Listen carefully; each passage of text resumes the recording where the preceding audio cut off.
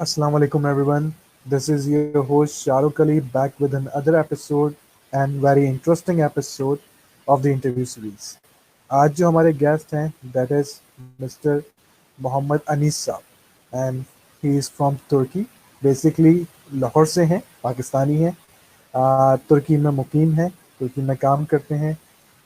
He is a managing director and hashtag labels.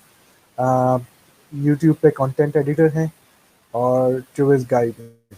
तो आज हम इन्हीं से जानेंगे कि ये क्या क्या करते हैं और तुर्की कैसा है. तो I give to you Mohammad Anees. अस्सलाम वालेकुम सर. वालेकुम अस्सलाम। शाहरुख भाई, आप कैसे हैं? ठीक है, अल्हम्दुलिल्लाह. आप सुनाए तो खैरियत से हैं. अल्हम्दुलिल्लाह सर, मैं एकदम मस्त। ओके. तो अनीस भाई कुछ इंट्रोडक्शन में रह गया हो तो आप पूरा कर दें. अच्छा ठीक है। बेसिकली मेरा ये फोर या चौथा या पांचवा लाइव है फेसबुक पे। उससे पहले जब मैं रेहान सर से जुड़ा हूँ तब से लेकर उनके स्टूडेंट्स आते हैं कि अनीस भाई आप थोड़ा सा टाइम तो बहुत सारा होता है, लेकिन अच्छे लोगों के साथ बात करना तो डेफिनेटली शाहरुख भाई बहुत अच्छा काम कर रहे हैं। एक मैं इनकी बहुत सारी वीडियोस देख रहा था कि ये डेली किसी ना किसी को बुला रहे होते हैं। वो बंदा बहुत इंटरेस्टिंग होता है, बहुत इंटरेस्टिंग बातें कर रहे होते हैं। तो thank you first of all, आपने मुझे यहाँ पे इनवाइट किया कि हम अपना एक्सपीरियंस भी आपके साथ शेयर करें। और दूसरे नंबर पे मेरा नाम मोहम्मद अनीस अफजल है और मोहम्मद अनीस अहमद है, अनीस है, नाम बहुत सारे हैं, लेकिन आप हैशटैग अनीस देख रहे हैं क्योंकि अब मेरा ये जो स्टेज नेम है ये सब मेरा बेसिकली ये मेरा अब स्टेज नेम जो है वो हैशटैग अनीसी है। हैशटैग लेबल भी मैंने रिसेंटली कंपनी एक ओपन किया, उसका नाम भी हैशटैग लेबल है। तो अनीस के साथ ये हैशटैग अब जुड़ गया, ठीक है। हैशटैग डाल के अनीस डालेंगे तो अपन आएगा, कोई और नहीं आएगा। ये मुझे बहुत अच्छी है, मतलब बहुत अच्छा लगता है। तो बेसिकली मैं लाहौर से हूँ, लाहौर पाकिस्तान से। और मैं अभी इस्तांबुल टर्की में हूँ पिछले 6 सालों से। मेरे भाई यहाँ पे हैं, उनकी शादी हुई है यहाँ पे। और हमारी एक कंपनी है, हम सर्जिकल की बेसिक कंपनी है, लेकिन मैं अपनी अलग से अपनी जॉब वगैरह या साथ में अपने बिजनेस उन सबको मैं खुद ही देखता हूँ। मैं बेसिकली टूरिस्ट गाइडर हूँ, हमारी कंपनी सर्जिकल का है। और उसके अलावा मैं टर्की का जितना भी पेपर वर्क है उस पर काम करता हूँ। और उसके अलावा बहुत सारे काम है। मैं यूट्यूब पे हूँ, मतलब कंटेंट क्रिएटर हूँ। तकरीबन बहुत सारे लोगों को एंटरटेन करता हूँ। तो ये एक छोटा सा मेरा इंट्रो है। Hope you got answer. मैं बहुत जगह बता रहा हूँ, बिल्कुल. फिर मैंने शॉर्ट कर दिया इसको क्योंकि हर जगह बताता हूँ। एक्चुअली मेरी बैटरी लो नहीं, हो गई है थोड़ा आज कोशिश तो मैं जी जी जी कोशिश करेंगे आज के वो सवाल पूछें आपसे जो दूसरे लोगों ने ना पूछे हैं. बिल्कुल बिल्कुल तो एग्जैक्टली। अच्छा ये जी बताइए सर। कि ये all the way from Lahore का लड़का और तुर्की में कैसे. हाँ बेसिकली शुरू में मेरे बहुत सारे दोस्त थे जो कि किसी ना किसी कंट्री में थे। तो मैं अपने घर के सबसे नल्ला नल्ला था तकरीबन, स्टडी में स्कूल से भाग जाना। तो ऐसी सिचुएशन में मैं तकरीबन नल्ला था, पढ़ाई में भी नहीं ध्यान, स्कूटर लेना और जंप वम्प करने निकल जाना दोस्तों के साथ, स्कूल से भाग जाना, मतलब फेल होना हर बार। तो मैं काफ़ी मतलब खराब था। 15 ईयर्स की बात कर रहा हूँ, जब मैं 14 12 13 14 और 15 की बात कर रहा हूँ, मतलब 15 साल की बात कर रहा हूँ। मैं अभी 20 का हूँ। तो तब मेरे घर में तकरीबन मैं दरमियान वाला था, मेरा एक बड़ा भाई है, एक छोटा भाई है। तो उस लिहाज से फिर मतलब मैं थोड़ा नल्ला सा था। तो भाई मेरे यहाँ पे थे, तो उन्होंने कहा आप मेरे पास आ जाओ, आप यहाँ आके स्टडी करो। तो मैंने कहा मैं पाकिस्तान में नहीं कर पाया तो हो क्या पॉसिबल कि मैं टर्की जाके स्टडी करूंगा। तो खैर मैं वहाँ पाकिस्तान से यहाँ पे आ गया टर्की में। तो मैं शुरू शुरू में मतलब घूमा फिरा के मुझे बड़ा अच्छा लगा यार कि मैं टर्की में हूँ, फोटो भेजनी फ्रेंड्स को, कहते यार प्लीज। मैं बेसिकली पंजाबी फैमिली से बिलोंग करता हूँ। तो मतलब हम में बहुत होता है कि यार फला बंदा आउट ऑफ कंट्री का लगे, अब उसकी मौजें हैं। तो खैर मैं थोड़ा और लेवल का था, फोटो लेना, मतलब मुझे पिक्चर या फोटोग्राफी का बहुत शौक था। तो मैं फिर बेसिकली यहाँ पे आ गया। तो फिर यहाँ पे आते ही मतलब बहुत सारी मुझ में चेंजिंग आई, बहुत सारी, मतलब मुझे ऐसा लगा कि यार मैं किसी सही जगह पे आ गया हूँ। फिर मुझे घर वालों ने कहा कि आपने क्या पढ़ना है। उनका प्लान तो ये था कि मैं बिजनेस मैनेजमेंट करूँ, मतलब जो एक 15 16 साल की स्टडी होती है ना उसमें लगाने का चक्कर था। लेकिन मैंने कहा कि मुझसे नहीं हो पाएगा ये, क्योंकि मेरा पूरा पैशन ही और था। मुझे शौक था कि मैं वीडियोस बनाऊं। शुरू शुरू में मैंने कैमरा ले लिया था, तो मैं फोटोग्राफी करता था। फिर मेरा आइडिया आया कि यार मैं यूट्यूब बनाऊंगा। तब मैं आपको बताऊं कि मैं 5 साल पहले की बात कर रहा हूँ, कोई भी नहीं था यूट्यूब के, इतना यूट्यूब का नहीं था क्रेज सब में। तो तब से मुझे लगता था कि यार मैं वीडियोस बनाऊं, मैं फिल्म बनाऊं। कोई वीडियोस वाला नहीं था आइडिया के, मेरा पूरा डायरेक्ट आइडिया ये था कि मैं फिल्म बनाऊं, एक मूवी बनाऊं, एक बड़ा सा पोस्टर लगा के। तो फिर आहिस्ता आहिस्ता मतलब फोटोग्राफी का शौक था, कैमरा लिया। कैमरा मतलब इतना सही से नहीं पता था, मतलब ये भी नहीं पता था कि यूट्यूब से सीख सकते हैं आप। फिर मैं यहाँ पे आया, मैंने नॉर्मल स्कूल, एक स्कूल टाइप था, 15 ईयर का मैं था। तो स्कूल टाइप में मैंने एक छोटा सा एक स्कूल था, यहाँ पे लैंग्वेज सिखाते थे। अब यहाँ मैं पाकिस्तान से जब यहाँ पे आया था, तो मेरे पास तो लैंग्वेज पाकिस्तानी थी, पंजाबी थी बस, और कोई भी नहीं लैंग्वेज थी, सिर्फ पंजाबी। तो उर्दू भी थी, लेकिन उर्दू वो उस तरीके की नहीं थी जो एक्सपर्ट लेवल पे बोलते हैं। डायरेक्ट पंजाब से उठ के इस्तांबुल आ गए हैं, तो उस वजह से। तो फिर मैं जब यहाँ पे आया, फिर 2-3 साल गुजरे, मैंने ऑब्जर्व किया दोस्तों को, छोटे मोटे काम किए उनके साथ, अपने भाई का हाथ बटाया। तो फिर मतलब यूनिवर्सिटी में भी मैं एक एडमिशन के तौर पे चला गया कि यार मैं फिल्म सिनेमा करना है, क्यों ना मैं अपना पैशन के हिसाब से स्टडी करूँ। तो मैंने फिल्म सिनेमा के लिए एडमिशन लिया इस्तांबुल की यूनिवर्सिटी में। साथ साथ मैंने टर्किश लैंग्वेज का भी छोटा मोटा कोर्स किया, और उसके अलावा मैंने थोड़ा लॉ की तरफ भी अपना ध्यान लगा दिया कि यार मैं यहाँ का लॉ पढ़ता हूँ, मैं वकील बन जाऊँगा यहाँ का। तो मतलब इस्तांबुल मुझे बहुत पसंद था। तो हम यहीं पे रह रहे थे, जब से मैं आया हूँ यहीं पे रह रहा हूँ। तो उस वजह से थोड़ा मेरा घूमने फिरने की तरफ भी ध्यान हो गया। तो फिर रिसेंटली तकरीबन 2 साल पहले मैंने डिसाइड किया कि यार मैं टूरिस्ट गाइड बनता हूँ। क्योंकि बहुत सारे लोग आते थे, मेरे अक्सर दोस्त आते थे, वो कहते थे यार मेरा फलां दोस्त आ रहा है, उसकी पूरी फैमिली आ रही है, तू उसे थोड़ा गाइड कर दी। तो बेसिकली तब मैं टूरिस्ट गाइडर नहीं था। तो आहिस्ता आहिस्ता इस वजह से बहुत सारे लोग आने लगे, उन्होंने मुझे पे करना शुरू कर दिया कि आप पैसे देते हैं हम आपको। तो फिर मेरा ध्यान इधर हो गया। और दूसरे नंबर पर बहुत सारे लोग आते थे जो टूरिस्ट गाइडर के पास, वो उनको बहुत चूना लगाते थे, मतलब बहुत सारी चीज़ें गलत तरीके की बताते थे। तो घुमाते नहीं थे, बेसिक बेसिक चीज़ें घुमाई और चले गए। तो मुझे वहाँ से आइडिया है कि यार मैं सबको क्यों ना अच्छे से घुमाऊँ, जो चीज़ें हैं जो घुमाने के काबिल हैं पाकिस्तानी को स्पेशली, वही चीज़ें घुमाऊँ। तो उस वजह से मेरा ध्यान जो टूरिस्ट गाइड में भी हो गया। तो अल्हम्दुलिल्लाह एक्सपर्ट हूँ मैं। बहुत सारे मेरे दोस्त भी हैं, बहुत सारा हमारा स्टाफ है जिनको मैं पूरी फैमिलीज हैंडल करके देता हूँ कि आप यहाँ लेके जाएं। शेड्यूल मैं ही बना के देता हूँ कि आप यहाँ लेके जाएं इनको। और उसके अलावा मेरा यहाँ का पेपर वर्क का काम है। मैं टर्की में जो भी है, लाइक मतलब पेपर वर्क ये है कि आपने प्रॉपर्टी लेनी है तो उसके डॉक्यूमेंट्स कैसे क्लियर करने हैं, किसी ने टीआरसी बनानी है तो एक कंपनी है बहुत बड़ी, मैं उनके साथ कनेक्टेड हूँ। ये मेरा अलग से बिजनेस है, मेरी फैमिली बिजनेस से हट के, क्योंकि मुझे अपने बिजनेस में नहीं अच्छा लगता। मेडिकल सर्जिकल की आइटम्स हैं तो मुझे पसंद नहीं है। तो उस वजह से साथ साथ मैं यूट्यूब पे वीडियोस बनाता हूँ माशाल्लाह। यूट्यूब पे काफ़ी फॉलोअर्स हैं, इंस्टाग्राम इधर उधर मैं एक्टिव तो हूँ। तो फिर साथ मैंने एक कंपनी भी लॉन्च कर दी जिसमें पेपर वर्क, लाइक आपको टीआरसी लेना है, आपको वीज़ा कैसे लेना है, अगर टर्की में आ गए तो आपको यहाँ का एक पासपोर्ट या नेशनलिटी वगैरह कैसे लेनी है, प्रॉपर्टी का कैसे पेपर वर्क करना है, गाड़ी कैसे परचेज करनी है। तो इन सब चीज़ों को मैं लोगों, बहुत सारे लोग आते हैं उनको लेके भी देता हूँ कि लोगों को रेंट में कैसे रहना है, घर कैसे लेना है, स्टूडेंट्स आके कैसे रह सकते हैं, कौन सी यूनिवर्सिटी बेस्ट है।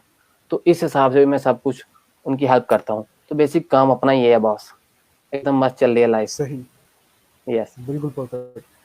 अच्छा, यूट्यूब का चैनल ज़रूर ऑडियंस को बताएंगे कि क्या किस नाम से चैनल है आपका यूट्यूब पे?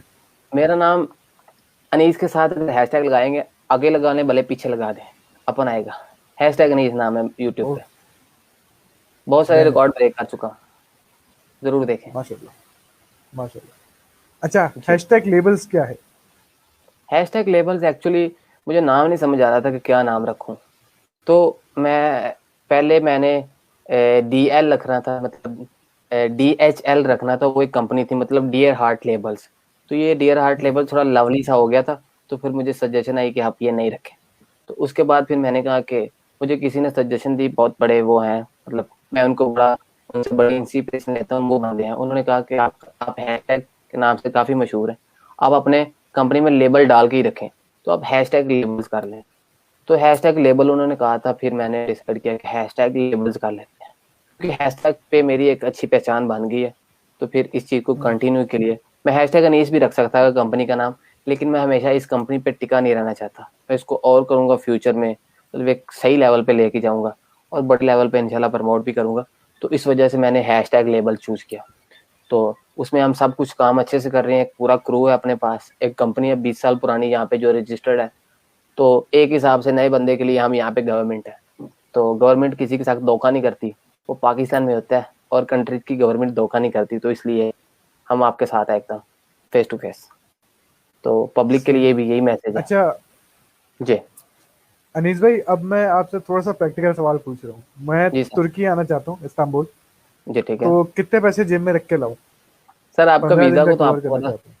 कराची वालों के पास तो बिल्कुल वीज़ा का कोई इशू नहीं है, वो पंजाब वालों के साथ ही कोई इशू है, सिंध वालों के साथ कोई इशू नहीं है वीज़ा का, उनको वीज़ा इजीली मिल जाता है। बहुत सारे लोग ग्रेजुएट भी होते हैं, तो उस वजह से वीज़ा का कोई इशू नहीं होता। बिजनेसमैन भी ऑब्वियसली सभी होते हैं। तो वीज़ा के लिए आपको पता है प्रोसेस, वो 17,500 फ़ी है।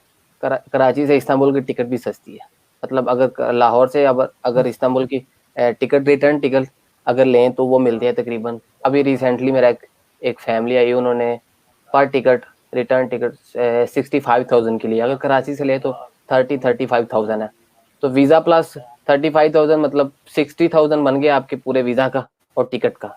ऐसे और ही ऐसे ही उसके अलावा यहाँ पे अगर सेपरेट रूम का करना है सिस्टम, अगर सेपरेट लाइक होटल का करना है, 5 स्टार होटल में, कुछ होटल्स में है 200 लीरा पर 24 घंटों का, कुछ होटल में 100 लीरा भी है, कुछ हैं जहाँ पे $100 है, तकरीबन 700 लीरा। तो आप पे करता है कि आपने कौन सा होटल। मेरे हिसाब से आप $100 वाला जो लाइक 100 लीरा वाला भी कर सकते हैं कि 24 घंटों के 100 लीरा, और इस हिसाब से आपके पूरे हो गए लाइक 15 दिनों के 1500 लीरा। 1500 लीरा को अगर हम पाकिस्तान में देखें तो 30,000 बनता है। 30,000 आपका पूरा घर का सिस्टम हो गया, ठीक है, मतलब आपने पूरा होटल और टिकट प्लस 90,000 हो गया पूरा। 1 लाख में भी 10,000 है, तो 10,000 का तकरीबन 500 सही। लीरा बनता है। तो उस 500 लीरा में आप ट्रैवल कर सकते हैं 15 दिन के लिए। 500 लीरा 15 दिन के लिए ट्रैवल के लिए काफ़ी है मेरे हिसाब से इन इस्तांबुल। अगर बाहर जाएं तो थोड़ा एक्स्ट्रा हो जाएगा। तो 1 लाख में तो आप इस्तांबुल में आके घूम गए। खाने के लिए तकरीबन आप किस तरीके का खाते हैं और कितना खाते हैं, उस हिसाब से यहाँ हिसाब लगा लें कि 50 लीरा में आप 3 टाइम का नॉर्मल जो स्ट्रीट फूड है वो खा सकते हैं 50 to 70 लीरा में। सही तो सही एवरेज के हिसाब से आप 100 लीरा लगा लें खाने पीने का सिस्टम, आपने घूमना भी है साथ में ट्रैवल भी करना है, तो 15 दिन का 1500 लीरा वो, उसमें 30,000 और प्लस कर लें, 1,20,000 में आप नॉर्मल एक सिस्टम कर सकते हैं अगर खुद घूमे तो। अगर टूरिस्ट गाइड हायर करें तो बहुत सारे टूरिस्ट गाइडर हैं जो कि मतलब वीक में 4 दिन घुमाते हैं, तो तकरीबन 1300 1400 1500 लीरा, उससे ज़्यादा भी कम भी, किस तरीके से घूमना है, कितने लोग हैं, तो फिर वो उस तरीके से होता है। अगर आपको एक शेड्यूल दिया जाए, आपने ये जगह घूमनी है, ये ट्रैवल करना है, तो उस हिसाब से आप 1.5 लाख के अंदर, या 1.5 लाख ज़्यादा से ज़्यादा, अगर थोड़ा लीड क्लास में घूमना चाहते हैं तो 2 लाख के अंदर आप ज़बरदस्त टूर हो सकता है, एकदम झकास, पता चलेगा क्या क्योंकि आप इस। इलीट इलीट क्लास में जो है वो फिर आया सूफी और तोपकापी भी डालेंगे ना, क्योंकि वो तो असल महंगी चीजें जो हैं वो बस ना, आएंगी। आया सोफिया बेसिकली फ्री है, टॉप कॉपी 120 लीरा की है जो फी है उनकी, वो इसमें ही आ जाता है, 2 लाख के अंदर ही आ जाएगा। तो ये प्रॉपर अच्छा पैकेज, हो अगर थोड़ा जाएगा। आउट ऑफ सिटी जाना है तो उसमें थोड़ा और ऐड कर लें, तो इस हिसाब से ये थोड़ा अगर और एलीट क्लास में करना है तो फिर सर आपको सिर्फ $10,000 की एक यॉट ही मिलेगी वीक के लिए, तो फिर वो सोच लें। नहीं नहीं, वो बहुत उस ऊपर हिसाब चला से भी जाएगा। है। तो फिर एक विला है जो आपको तकरीबन रेंट के लिए 50,000 लीरा में मिलेगा। 15,000 लीरा में मिलेगा आपको एक विला, जो कि एक मंथ के लिए होगा, जिसमें एक लैम्बोर्गिनी की राइड भी होगी, एक लैम्बोर्गिनी भी खड़ी होगी। तो फिर आप उसके बारे में भी सोच लें, वो भी है हमारे पास। अच्छा, तो ये जो आप, आपने स्टे बताया इसमें ये एक बंदे का है ना? जी जी, एक बंदे का। एक अगर फैमिली आए तो समझ लें 2 लाख रुपए पर बंदा ध्यान में रख के लेकर आए, 1.5 लाख रुपए पर बिल्कुल, बंदा। फैमिली आए तो फिर पैकेजेस थोड़े चेंज हो जाते हैं ना, आपको होटल की बजाय एक घर ले देते हैं, तो थोड़ा सा माइनर फी में आ जाता है। ट्रैवल के लिए एक गाड़ी ले देते हैं, तो थोड़ा और बजट में आ जाता है। और एक टूरिस्ट गाइड लगा देते हैं ऊपर आपके, कि जो आपको बताए यहाँ पे ज़्यादा पैसे हैं और यहाँ करेंगे तो कम। बेसिकली टूरिस्ट गाइड जो पैसे अर्न करेगा ना, वो आपकी बचत में से करेगा, जो आपको बचत दिलाएगा। हमारा कॉन्सेप्ट ये है, हमारे मामले में, हमारे कॉन्सेप्ट में ये है कि हम अपनी फ़ी जो है ना, वो आपकी आपकी मतलब जो आपके ज़्यादा पैसे लगने हैं उनको कम करके वहीं से निकालते हैं। बेसिक यही है, और सही अच्छे से घुमा भी देते हैं। जो ना सही। टूरिस्ट गाइड आपको बताएगा ना, तो आप टैक्सी प्रेफर करेंगे तो टूरिस्ट गाइड कहेगा ये मेरे पास कार्ड है, मैं कार्ड के थ्रू आपको लेके चलता हूँ सिर्फ 20 मिनट में। तो जहाँ पे आपने 100 लिरा में पहुंचना वो आपको 15 लिरा में ले जाएगा। तो इतना फर्क है। तो टूरिस्ट गाइड करना बेटर रहता है मतलब फैमिली वाले केस में। अगर सोलो बंदा है तो वो टेंशन नहीं, वो उड़ाए भी पैसे तो चलेगा। सोलो बंदे को अगर चिल विल मारना है तो फिर टूरिस्ट गाइड की जरूरत पड़ेगी कि सर मुझे बार क्लब जाना है, अभी यार्ड के लिए जाना है, अब मुझे फोटोग्राफी के लिए फलां जगह जाना है, तो फिर उस हिसाब से उसको भी एक बंदा अच्छा खासे पैसे वाला है तो वो टूरिस्ट गाइड हायर कर ले। फैमिली के लिए बेसिकली टूरिस्ट गाइडर की ही जरूरत है। अगर आउट ऑफ सिटी जाना है तो उसको साथ लेके जाना है तो फिर थोड़े चार्जेस और किस्म के होते हैं। अगर यहीं पे बैठ के वो आपको गाइड करे तो वो थोड़ा और किस्म का होता है। कापाडोकिया जैसा कि वहाँ पे $200 हैं वो बलून जो होता है उसके ऊपर बैठने के, तो वो एक सेपरेट सिस्टम है, वो एक आपके टूर से हट के होता है। मतलब इस्तांबुल की मैं बात कर रहा हूँ, तो वहाँ पे जाना थोड़ा जी। इधर उधर जाना, तो वो ट्रैवल के हिसाब से 15 तकरीबन। कपाडोकिया की टिकट रिसेंटली 120 लिरा थी प्लेन की, ज्यादा से ज्यादा 250 की होती है अगर आप एक टिकट होल्डर से टिकट लेते हैं। हमारे ज्यादातर कॉन्टैक्ट होते हैं, हमने टिकट पहले से परचेज करके रखी है। तकरीबन 250 से ज्यादा 300 में मिलती है टिकट। तो उस वजह से फिर जो है ना, वो एक टूरिस्ट गाइड को पता होता है कि मैंने क्या करना है, तो फिर वो सब एडजस्ट कर लेता है। तकरीबन वो अपने पैसे आपकी बचत से ही निकालता है। इस वजह से सही। मेरे हिसाब से बेटर अच्छा, रहता है, तो तो यही अपना काम है जी। जो एक अंडर वाटर एक भी बना हुआ है ना, जिसमें शार्क्स और वो भी देखने को मिलते हैं, उसका नाम मैं भूल गया, जो मॉल के अंदर बना हुआ है। कौन से वो भी मॉल के मेरे ख्याल अंदर है से by the way? Expensive. Pakistan Istanbul में ये? जी जी जी। अंडर वो वाटर जो टनल बनी हुई है। वो टनल है बेसिकली, वो ट्रेन और गाड़ियों के लिए होती है। मतलब ट्रेन का एक अलग से टनल है, गाड़ियों के लिए अगर आपने एशिया से यूरोप से एशिया जाना है तो फिर टनल के अंदर से गाड़ियां जाती है। पब्लिकली प्लेस का ऐसा अभी कोई नहीं है, कोविड की वजह से कोई सिस्टम नहीं है। टॉप कापी भी बंद है, दोनों बाचे पैलेस भी बंद है, और उसके अलावा हाया सोफिया ओपन है। हाया सोफिया में पहले टिकट हुआ करती थी 120, स्टूडेंट्स के लिए 20, और अभी बिल्कुल फ्री है। अभी वजू काफी है, वजू के लिए वजू करके अब जाए और नमाज पढ़े। हाया सोफिया बिल्कुल फ्री है अभी के लिए। और उसके अलावा तकसीम या खाने सही। पीने में तकसीम के लिए, शॉपिंग के लिए वो एक अलग से प्रोसेस है हट के कि आपने शॉपिंग में कितना स्पेंड करना है, क्या लेना है। अब जो ज्यादा लोग हैं ना वो साउथ जाते हैं एर्तुगरुल के मज़ार पे, तो फिर वहां पे अगर जाना हो तो उसके लिए थोड़ा अलग से, मतलब 218 किलोमीटर है। अगर आप गाड़ी लेके जाएं, टैक्सी मतलब जाएगी वहां पे 1500 लिरा में जाएगी टैक्सी, आपको लेके भी जाएगी और वापस भी लाएगी। तो अगर इस केस में अगर आप गाड़ी हायर करते हैं तो थोड़ा बजट में आ जाता है, क्योंकि ड्राइवर ने पूरे 12 घंटे आपके साथ रहना है, सुबह लेके जाना और शाम को वापस भी लाना है। तो इस सिचुएशन में अगर आप खाली जाएंगे तो फिर 80 लिरा की टिकट ले लें ओस्मान गाजी की, तो वहां से ओस्मान भी देखें, घूमते रहें और 80 लिरा में वापस आ जाएं। तो मतलब बहुत सारी सोर्सेज हैं, आप किस हिसाब से जाना चाहते हैं। सोलो बंदे के लिए टिकट बस ठीक है, और फैमिली के लिए गाड़ी ठीक है। यू नो, सही। 4 बंदे अगर फैल भी तो अ- गाड़ी लेके जाएं, डेफिनेटली वही आएगा जी। अच्छा, अब थोड़ी सी बात कर लेते हैं टीआरपी पे, जो रेजिडेंस है वहाँ की। जी जी अगर या मैं रेजिडेंस लेना चाहूँ तो अब मुझे क्या करना होगा? रेजिडेंस लेना चाहें तो बेसिकली हम काम इस तरीके से करते हैं कि आप जब आते हैं यहाँ पे तो हमारी जी। कंपनी कनेक्टेड है इंश्योरेंस कंपनी के साथ भी, और यहाँ का जो है एक जिसे नादरा कहते हैं पाकिस्तान में, उनके साथ भी हमारे कॉन्टैक्ट्स हैं। हम एज बेसिक लाइक हमारी कंपनी जो है ना वो 20 ईयर्स पुरानी रजिस्टर्ड है, ठीक है, जिसके साथ हम काम कर रहे हैं। हम एक्चुअली जो बंदा नया आता है उसके लिए एक गवर्नमेंट है, मिनी गवर्नमेंट लगा लें कि उसके डॉक्यूमेंट्स की गारंटी हम गवर्नमेंट को देते हैं कि ये हमारे पास आया। तो वो गवर्नमेंट हमें थोड़ी ओपन अपॉर्चुनिटी दे देती है कि आप जैसे गवर्नमेंट ने काम करने हैं ना, आप वो काम आपकी कंपनी करे।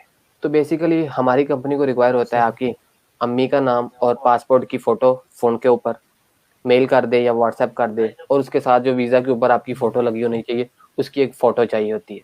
तो हम वो ऑनलाइन ही कर सही। देते हैं। तो हमारी कंपनी का बेसिक ये सिस्टम है। अगर आप खुद करें तो उसके लिए आपको ये चीज़ें रिक्वायर होती हैं, पासपोर्ट की फ़ोटो और अपनी फ़ोटो, और उसके अलावा आपका जो घर है आपने घर लेना है यहाँ पे, 1 साल का रेंट कॉन्ट्रैक्ट होना है, 1 साल के लिए आपने घर लेना है, उसको रजिस्टर करवाना है नोटरी पब्लिक से।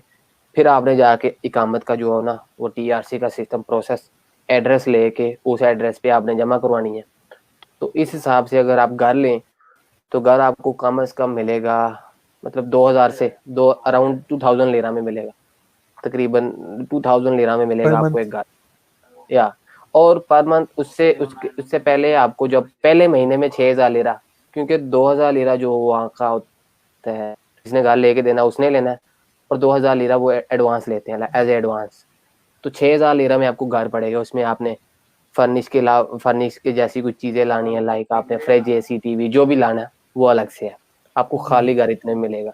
और उसके अलावा सस्ते घर भी हैं, 1000 में भी हैं, मतलब 1200 1300 में भी हैं, 1500 में भी हैं, लेकिन वो तकरीबन आपका मतलब 3 4 हजार 5000 लिरा लगेगा ही।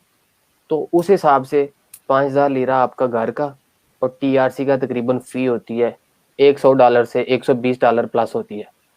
तो ये आपका काफ़ी बन जाता है। अगर किसी कंपनी से कराएं तो वो एड्रेस वगैरह आपको कहीं ऐसे जगह पे भेज देते हैं जहाँ पे आप रहें भी, और एड्रेस भी वही लगा लेते हैं, जैसा कि हम करते हैं। हमारे पास घर होते हैं, सही। स्टूडेंट्स आ रखे होते हैं, तो हम जी। आपको स्टूडेंट्स के घर में भेजेंगे, एड्रेस हमारे पास आ जाएगा आपका, तो हम उस तरीके से आपकी TRC अप्लाई करेंगे।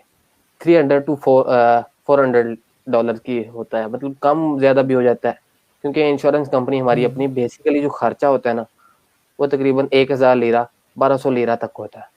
तो फिर हम अपने चार्जेस जो एड्रेस के चार्जेस होते हैं उस हिसाब से हम तकरीबन थोड़े पैसे माइनर फी रख के तो हम चार्ज करते हैं। इस तरीके से होता है TRC का जो प्रोसेस। सही। अच्छा, इसमें जो जी है वो अब एक घर खरीदनी नहीं पड़ती जो कि $2.5 लाख है। नहीं, ये टेम्परेरी पर कार्ड होता है टर्की का। ये बेसिकली विजिटर्स को देते हैं, या ये वर्क परमिट भी नहीं होता। ये ऐसे ही मतलब आप एक हिसाब से चिल मारने आए हैं टर्की में, तो ये आपका एक है कि ये वीज़ा ही है चलता फिरता कि सर मैं रह रहा हूँ, ये मेरे पास TRC कार्ड है। अगर आपने यहाँ पे बिजनेस करना है या कोई काम करना है तो उसके लिए आपको वर्क परमिट पे शिफ्ट होना पड़ेगा। तो वर्क परमिट का जो होता है प्रोसेस वो थोड़ा अलग होता है। उसके लिए आपको यहाँ पे कंपनी खोलना होती है। वर्क परमिट लेने के लिए आपको 5 बंदे हायर करने, वो थोड़ी कॉम्प्लिकेटेड स्टोरी है। तो उस सिलसिले में आपको 5 तुर्के जॉब पे रखने हैं। एक वर्क परमिट की भी किस्में होती हैं। आपने वर्क परमिट काम करने के लिए लेना है, आपने वर्क परमिट घर बनाने के लिए लेना है, आपने वर्क परमिट एक कंपनी खोलने के लिए लेना है, तो उसकी डेफिनेशंस अलग होती हैं। एग्जाम्पल के तौर पे अगर आपने एक कंपनी खोलने के लिए वर्क परमिट लेना है तो उसके लिए ज़रूरी है कि आप 5 तुर्के भी रखेंगे जॉब पे। तो एक तुर्के की जो सैलरी है तकरीबन 3000 से प्लस होगी, 3000 से 3500 तक होगी। तो 5 लोगों की सैलरी अगर आपने देनी है तो फिर आपको वर्क परमिट मिलेगा। एक परमिट होता है वर्क परमिट के आप जॉब कर रहे हैं, तो उसके लिए गवर्नमेंट को मंथली आपने 1400 लिरा देना है, या 1000 लिरा भी होता है, उस केस में 700 लिरा भी होता है। तो थोड़ी अलग स्टेप से होता है किस कैटेगरी का आपके पास वर्क परमिट है। तो वर्क तो परमिट पे आप अगर 5 ईयर्स यहाँ पे आपने सही से रह लिए तो फिर आप यहाँ की नेशनलिटी के लिए एलिजिबल हो जाते हैं। तो देना या ना देना नेशनलिटी वो उनका मैटर है। अगर आप बिल्कुल। 250K का इन्वेस्टमेंट करते हैं डॉलर्स में तो आपको विद इन 3 वीक्स में वो पासपोर्ट दे देते हैं, और आपकी वो जो प्रॉपर्टी है वो 3 ईयर्स के लिए बाउंड हो जाती है। 3 साल तक आप उसे सेल नहीं कर सकते, और 3 साल के बाद वो प्रॉपर्टी मतलब आप सेल करें रीसेल करें जो मर्जी करें उसका कोई इशू नहीं है। ये एक छोटा सा है डिफरेंस। ये 50K है या 250K है? $250 सर, 2,50,000। 2050, सही है। जी। अच्छा, दूसरा मुझे ये बताइए कि जॉब की क्या कंडीशन है तुम्हें इस्तांबुल? जॉब में बेसिकली यहाँ पे लैंग्वेज की रिक्वायरमेंट्स है। आपकी इंग्लिश किसी काम की नहीं यहाँ पे, मेरी इंग्लिश भी किसी काम की नहीं। आपको यहाँ पे लैंग्वेज आनी चाहिए। यहाँ पहले से यही पहले से किसी न किसी तरीके कनेक्ट हो। यहाँ पे आके बहुत सारे लोग फ्रीलांसिंग करते हैं, बैठ के जॉब करते हैं, इंटरनेट पे ऑनलाइन करते हैं, तो उनको फ़ायदेमंद रह जाता है। रही जॉब की हार्डवर्क, 12 घंटे का काम है सर, तकरीबन 2000 से 2200 2500 लिरा तक सैलरी है। एक घर में भी आप अगर, तो जो यहाँ का मतलब एवरेज घर है रेंट पे वो तकरीबन 1500 से बिल वगैरह डाल के 2200 में हो जाता है सिस्टम। तो आप अपनी सैलरी घर पे ही लगाएंगे या क्या करेंगे? तो ये थोड़ा जॉब का इशू है सही यहाँ बात पे। है। तो अगर आप फ्री लॉन्चिंग कर रहे हैं या किसी अच्छी कंपनी के साथ आए हुए हैं, अटैच हैं, वो आपको सही से पे कर रहे हैं तो फिर मस्त है। आपको रिहाइश के अलावा अगर 2500 3000 मिले तो फिर तकरीबन ठीक है, क्योंकि 2500 में 3,000 में 1000 आप खा जाएंगे मंथली, और 2000 का भी 20 और 40,000 रुपये आप अर्न कर पाएंगे। तो इतना अच्छा नहीं है जॉब लेवल पे ये सब। अगर आप फ्रीलांसिंग करते हैं तो फिर ठीक है, आप अपना जो जॉब है वो डॉलर्स में कर रहे हैं, वो किसी और कंट्री से कर रहे हैं तो उसका कोई नहीं, पाकिस्तान में बैठ के भी वो कर सकते हैं। तो जॉब की सिचुएशन कुछ इस तरीके से, अगर बिजनेस स्टार्ट करना चाहते हैं, उसको भी थोड़ा रनिंग अप करने के लिए थोड़ा टाइम स्पेंड, तो इस सिलसिले में थोड़ा टर्की जो है ना वो अभी सही नहीं है मेरे हिसाब से। सही। सिर्फ घूमने के लिए अच्छा है कि आप आए और घूमने चीजें देखें। घूमने के लिए आए, ठीक है। इस्तांबुल थोड़ा एक्सपेंसिव है क्योंकि ये बहुत मतलब बड़ी सिटीज में आता है, इस वजह से यहाँ पे ये थोड़ी प्रॉब्लम्स है। रहना बहुत थोड़ा एक्सपेंसिव है, कॉस्टली है, थोड़ी महंगाई भी है, तो इस वजह से आप और कंट्री थोड़ी और सिटीज में रहें तो वहाँ पे टोटल बजट मसला ही नहीं, इजी में रहें, वहाँ पे काम भी करें। इस्तांबुल थोड़ा अच्छा एक्सपेंसिव है इसलिए क्योंकि टूरिस्ट प्लेस है, दैट्स वाई। अच्छा अनीस भाई, ये बताइए कि बिजनेस अपॉर्चुनिटी तुर्की में क्या क्या है अच्छी। हाँ, बेसिकली पाकिस्तानी जो भी आते हैं उनका यही ख्याल होता है कि मैं होटल होटल लगा लूँ यहाँ पे, चाय वाय बेचूं या कोई कबाब बेचूं, कराची वाली बिरयानी बेचूं, तो बहुत सारे हैं यहाँ पे। ये भी इतना अच्छा नहीं है, अगर आप थोड़ा बड़े लेवल पे कर रहे हैं तो फिर चलेगा। और दूसरे नंबर पे बिजनेस की जो है, आप पाकिस्तान में कोई भी बिजनेस करते हैं ना, आपका जो भी प्रोडक्ट है आप उसे यहाँ पे लॉन्च करें और बहुत मुख्तलिफ कंपनीज को दिखाएं, और यहीं पे थोड़ा छोटा मोटा प्लांट लगा के यहीं पे उन्हें बना के तो यहीं पे सेल करें, ये हिसाब से अच्छा है। अगर थोड़ी कॉस्ट ज़्यादा है तो फिर आपको परमिशन भी ज़्यादा है। मैं अगर एडवाइस दूं किसी को टर्की में बिजनेस करने की, तो वो सिर्फ एक ही है कि आप इन्वेस्ट करें, लाइक आप घर में इन्वेस्ट करें, या आप किसी मतलब आ जाके गाड़ी या किसी कई तरीके इन्वेस्ट कर दें, किसी इन्वेस्ट कंपनी में कर दें, या किसी के साथ शेयर रख लें जो कंपनी ऑलरेडी चल रही है, ना कि आप अपनी कंपनी खोलें। जब आपको एक्सपीरियंस हो जाए, जब आपको लैंग्वेज आ जाए, आप एक्सपर्ट हो जाए, पता चल जाए ये सही गलत क्या है, फिर आप अपना काम स्टार्ट करें। पहले आते वक्त नहीं करें, आते इन्वेस्ट करके देखें क्या हो रहा है, आपको पक्का पता हो कि पैसे आने हैं, इन्वेस्ट के बाद आप सोचिए आपको क्या करना है।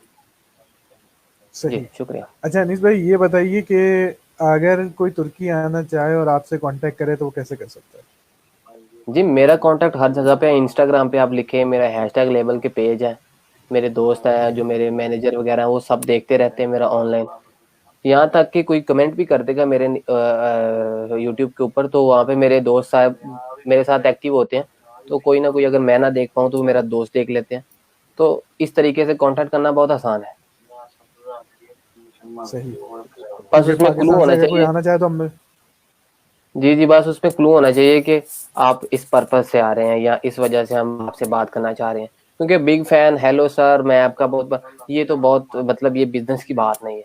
तो कोई बंदा भी हो ना, आप बिल्कुल उसे बिल्कुल। बिजनेस की बात करें, जितना मर्जी बड़ा आर्टिस्ट हो, अगर बिजनेस में इंटरेस्ट हो तो वो आपको रिप्लाई करेगा। आप इमरान खान को करें ना उसके काम की बात, तो डेफिनेटली वो आपको रिप्लाई करेंगे। अगर नहीं को कर रहा तो उसे बिल्कुल आपके सही। बिजनेस की जरूरत नहीं है। तो यही होती है वजह, और कोई नहीं होती। आप सिंपली किसी प्लेटफॉर्म पे मुझे याद करें, हैशटैग डालें और मैसेज करेंगे सर, पूरा बड़ा सा पर्चा लिखें, सर ये प्रॉब्लम्स है, मैं ऐसे आना चाहता हूँ, ये करना चाहता हूँ, आपको आंसर मिलेगा गारंटीड। Ji that's great. बहुत अच्छा लगा अनीस भाई आपसे बात करके। पता ही नहीं चला शुक्रिया आधा सर। घंटा कैसे गुजर गया। आपने यस। बड़ा अच्छा बताया तुर्की के बारे में। और जी जी अच्छा, आखिरी सवाल ये पूछूंगा, जी वो सर। तुर्किश आइसक्रीम अभी भी 15-25 लिरा की है या बड़ी है, कुछ महंगी हो गई है। नहीं सर, वो 4 लेरा की, अगर टूरिस्ट गाइड आपको लेके दे तो। मैंने दी थी तो 22 लिरा की दी थी।